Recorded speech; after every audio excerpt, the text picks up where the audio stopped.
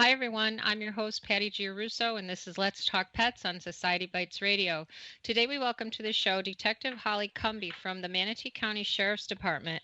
And Holly's going to talk with us about cruelty with animals. April is National Prevention of Cruelty to Animals Month, so we thought this would be a good time to talk with Detective Combee about this and to raise awareness about the important issues facing pets today with respect to animal cruelty and neglect. Detective Combee has been with the Manatee County Sheriff's Department for 33 years, and she currently runs the Mounted Patrol Division as well as conducts animal cruelty investigations of domestic cats and dogs. She has over 30 years of investigative experience, with the last few years focusing more on animal cruelty cases. Welcome to the show, Holly. Thank you.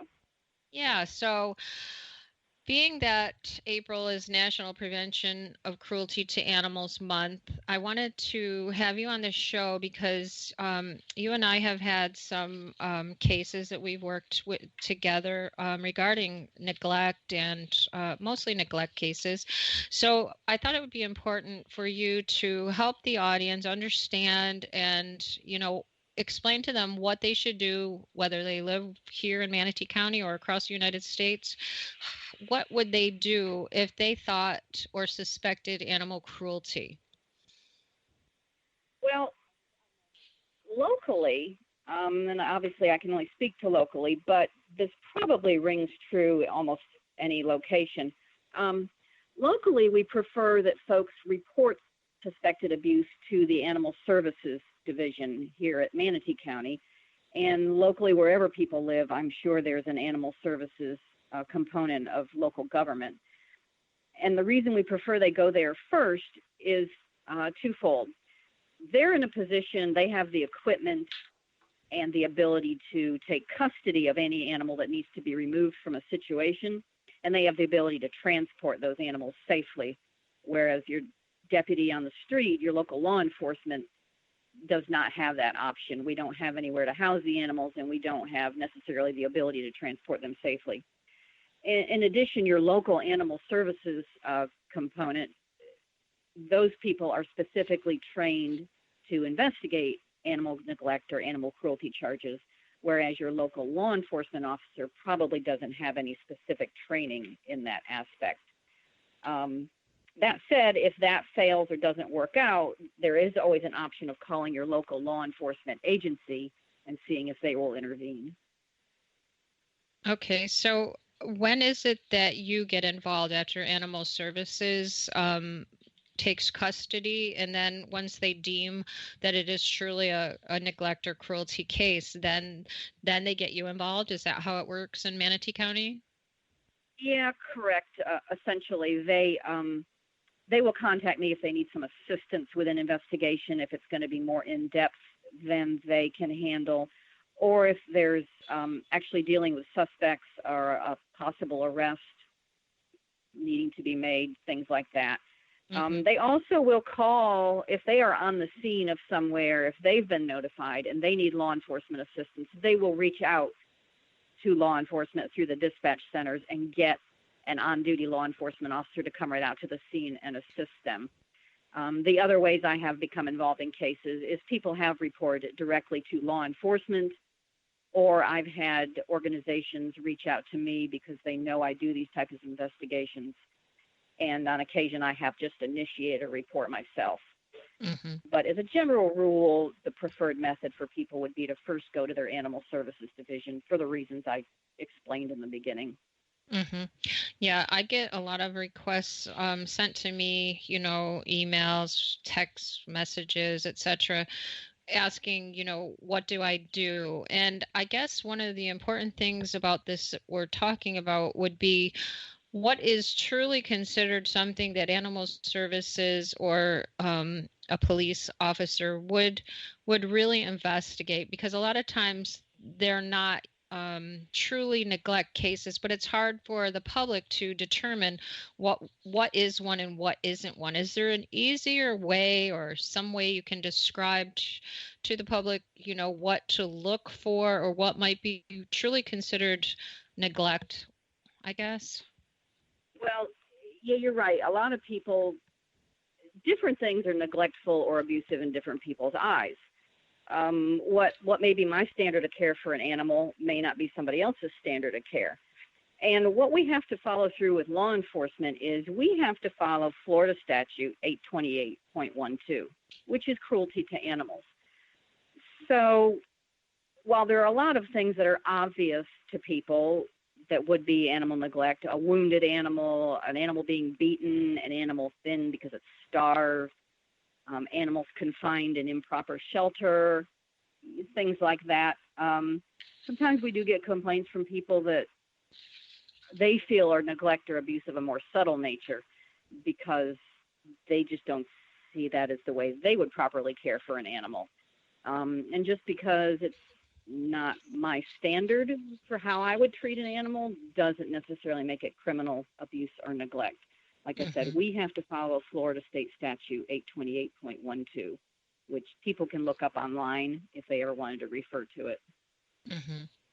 Yeah, I know it's hard because of how you said that everyone has their own opinions or feelings about care for pets. And most of us pet-loving people see things through the eyes of love. And it's hard to see a dog that's, in a small type of enclosure and appears to have, a dry bowl or something. So those are the types of things that I get calls on a lot, like, oh, the dog is chained out all night long.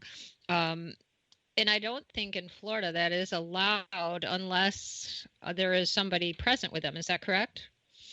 Manatee County has a tethering ordinance, which states, correct, that you are not allowed to have a dog unattended on a tether or a long chain or a leash outside. It's not a state thing, but Manatee County does have an ordinance. Yeah, that's what I thought. Now, we've seen these enclosures that people put the dogs in, and oftentimes, it's so hot here, but I guess that's okay too. Is there a definition of what is acceptable as far as these enclosures? They have to be able to stand up, move around. What type of thing is acceptable in that case? Well, there is a standard that the animal services officers go by. And I apologize that I'm not completely familiar with the exact dimensions and whatnot. But essentially, and this kind of does seem a little contrary in our hot weather, but essentially I believe it has to have like 3 solid sides and a solid roof. And any more specific than that, like sizes, ventilation, things like that, is where the animal services people have more knowledge than I do. Yeah. Because they have removed animals because of substandard sheltering now. And keep in mind, a lot of times when they come out, when there's something that's kind of borderline, they will do their best to educate people and to try and rectify the situation, because as with almost any shelter in the country, I'm sure, our shelter is always either close to capacity, at capacity, or over capacity. So they don't just want to take dogs in there willy-nilly. There has to be a reason, and they truly do try and work with pet owners to educate them and, assist in improving their conditions without having to remove them. But the animal officers, like I said, they are more in the know as to exactly what the specifications are. But animals are required to have some shelter of some sort. Yeah. So let's talk a little bit about something that happens quite often as far as with my type of organization, and that is, someone finds a stray pet and they believe that this person has abused or neglected it, but they don't what do I want to say? They don't feel that they should have it back. Now, we're kind of going around in the topics a little bit here, but why don't you explain about the legalities of that people can't make their own decisions about that, and what they should do versus trying to possibly hide the pet or rehome the pet, and what kind of trouble they might get into for doing such a thing? Well, obviously, if you find a lost or stray pet, you should absolutely do what you can to find if there's ownership of this animal that can be claimed, and return it to its proper owners. if that's done and you still think there's an issue, you still have the option of filing a report with the animal services and getting them involved. Keeping someone's dog that's out looking for their dog and wants their dog back, and you deciding that it's not fit to go back to them, you could actually be charged with theft, a crime, because you're depriving that person of their property. Once again, if you think there's a problem and they don't deserve the animal back, you should consult with the animal services folks. And if what you describe seems of concern to them, they will absolutely check it out and see if there's something, that can be done. But you can't just take it upon yourself to keep someone's animal, certainly when you know that they're looking for it, because you don't approve of its living conditions. Once again, your standards and my standards might be different. It might not mean there's anything wrong with either one, but as a pet lover, I go out a lot of times to places, and it certainly is not how I would take care of my animal or how I don't take care of my animals. Mm-hmm. But it's not a violation of Florida state statute, and I have to be able to separate myself from how I personally feel and what Florida law says. Yeah, we recommend if there's a case like this and somebody feels that the owner isn't entitled to have their dog back, that they bring it to animal services or ask animal services to come out. And it's hard for people to accept that, In many cases too, we've seen like a senior dog who might have something wrong with it, and so it's thin and it's not really neglected, but until it's checked out, people tend to always go to the neglect abuse side of things. So I think this is an important topic, that we discuss and hopefully people listen to understand that what you see isn't always what the case may be. Yeah, absolutely. A lot of times folks have documentation that the dog is receiving veterinary care, and it's not being abused or neglected. They're doing everything they should for the dog, and they, like you said, they're an older dog. They look like they're an older dog, and it's not neglect or abuse. Yeah.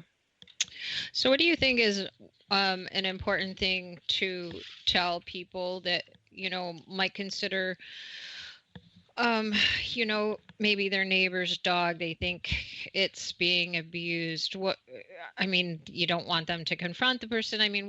What should somebody do? Because a lot of times they want to make an anonymous report. Are they able to do that? Well, yes and no. There are mechanisms for reporting something anonymously. Now, I don't know how Animal Services handles anonymous complaints. Yeah. But I know at the sheriff's office, if someone wanted to be completely anonymous, you can file a complaint through the local Crime Stoppers. And then those tips are forwarded to an investigator to look into. Mm-hmm. Now, that said, if you file something anonymous, we have no one to go back to and ask a million questions and clarify things and try and get better information.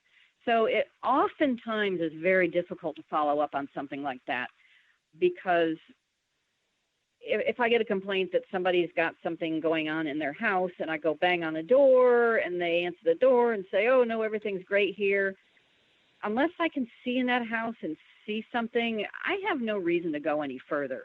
And then I have no one else to go back to and say, hey, can you tell me more about this? Can you describe this? Do you happen to have any photos? Mm-hmm. Can you give me a written affidavit? Things like that. So anonymous complaints rarely really go that far unless there's something very egregious and out in plain view. If they want to call in and ask a deputy to come out because something is going on right now, and that deputy can arrive and see something happening, then anonymous works too. But once again, if they don't show up and absolutely see something occurring and able to take action right there, that's where it's going to end right there, because it's anonymous. There's no one to go back to and get more information from to see if we can work